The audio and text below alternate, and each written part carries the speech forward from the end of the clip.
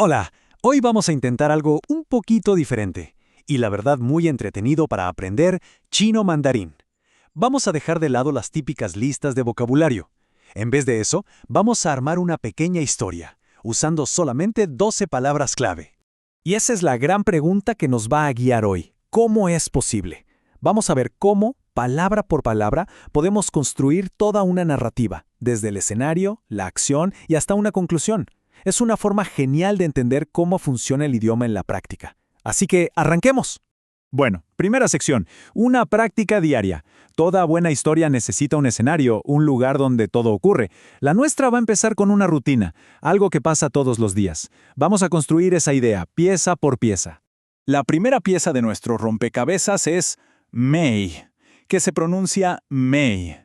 Significa cada o todos. Piensen en esto como la base para describir cualquier actividad que se repite. Un carácter muy simple, pero muy poderoso. Y aquí va la segunda pieza. Tien o tian. Este carácter es día. Un dato curioso del chino es que muchas veces se usan palabras especiales llamadas clasificadores con los sustantivos. Y bueno, tian funciona justamente como el clasificador para los días. Ahora veamos qué pasa cuando los juntamos. Es casi como magia. Ponemos Mei y Tian uno al lado del otro y tenemos Mei-Tian cada día. Así de fácil. Con esto ya establecimos la frecuencia de nuestra historia. Bien, ¿y qué es lo que pasa cada día? Aquí entra el tema central de nuestro cuento, Shufa. Este es el arte de la caligrafía, que es una práctica de disciplina, de belleza, de muchísima concentración. Es algo súper importante en la cultura china. Y, a ver, ¿dónde se practica la caligrafía en esta historia? En una K, que significa simplemente clase. Este carácter nos da el contexto, el lugar donde va a pasar todo. Y así, sin darnos cuenta, ya armamos nuestra primera frase completa. Meitien Shu Fa Ke.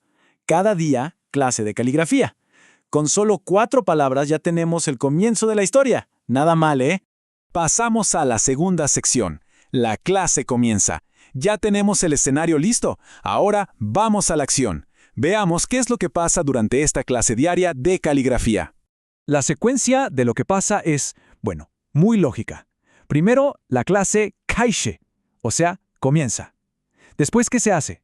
Se xie, que es escribir. Y por último, ¿qué se escribe? Pues se escriben s, o sea, caracteres. La acción fluye súper natural. La clase empieza y todos se ponen a escribir caracteres. Sección número 3. Una simple pregunta. A ver, a toda buena historia le viene bien un poco de interacción. Así que ahora vamos a meter un pequeño diálogo, un intercambio que podría pasar en cualquier clase del mundo. Para pedir algo muchas veces se necesita permiso, ¿verdad? Y aquí es donde entra la palabra 可以. Es súper importante entender que no se refiere a la habilidad de hacer algo, sino al permiso para hacerlo. Es una palabra clave para ser cortés. La acción de nuestro pequeño diálogo es when. ¿Qué significa preguntar? Si la combinamos con la palabra que acabamos de ver, ya nos podemos ir imaginando qué va a pasar.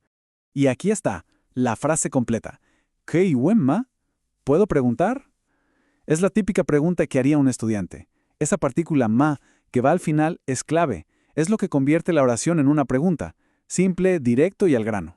Claro, toda pregunta espera una respuesta. Y esta que vamos a ver es muy común. Den y sha. Literalmente significa algo como espera un poquito, y se usa todo el tiempo para decir más tarde o un momento por favor. ¿Y por qué hay que esperar? La razón es esta. Yo shi. Esta frase quiere decir tener asuntos pendientes o, como diríamos nosotros, estar ocupado. Es una forma muy práctica de explicar que en este preciso instante no se tiene tiempo. Y con esto se cierra nuestro diálogo. A la pregunta ¿puedo preguntar? La respuesta es Denjixia. Yoshi. Un momento, estoy ocupado. Vemos cómo estas frases crean una interacción que es perfectamente realista y de todos los días. Y llegamos a la última sección atando cabos, la reflexión final. Ya tenemos la escena, la acción y el diálogo. Ahora solo nos falta cerrar nuestra pequeña historia con una reflexión sobre toda esta experiencia. Y aquí tenemos nuestra última palabra, yo hice. Esta frase se usa para describir algo que es interesante o divertido. Es, digamos, la opinión del estudiante sobre su clase de caligrafía. Ojo, este es un punto clave. Hay que tener mucho cuidado de no confundir estas dos frases. Suenan bastante parecidos, ¿cierto? Pero sus significados son totalmente distintos. Youshi describe una condición, estar ocupado. En cambio, youyisi describe una cualidad, ser interesante. Es una de esas distinciones que de verdad vale la pena recordar. Y con esto, nuestra historia llega a su fin. A pesar de que a veces el profesor o los compañeros están yoshi, o sea, ocupados, la reflexión final del estudiante es que la clase es muy yoyisi, es decir, interesante. A ver, hagamos un repaso rapidísimo de la historia que contamos. Meitian, cada día hay una clase de shufa, caligrafía.